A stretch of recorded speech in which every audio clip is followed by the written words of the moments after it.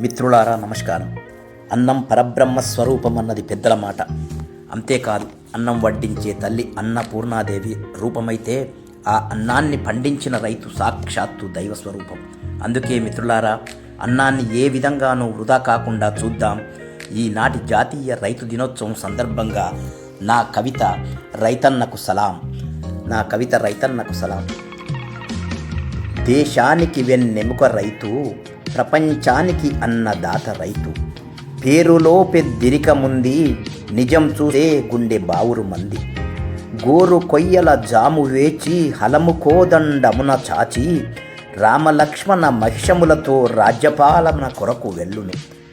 దుక్కి దున్ని చదును చేసి, మూట కట్టి జలము తడిపి, బురద గొర్రును పొలం కట్టి, వరి నాటు వేసి సంతసించును. పొట్టకొచ్చిన పైరు చూసి, తన బిడ్డ కడుపై నంత మురిసి, వరుణుడాడే జూదమున తా నోడిపోవును వానలేక. మిత్తి తెచ్చిన పైకము తన మదిన రాక్షస పోరు సల్పగా, ఆరుగాలము కష్టపడిన ఆత్మహత్యలు తప్పవాయని.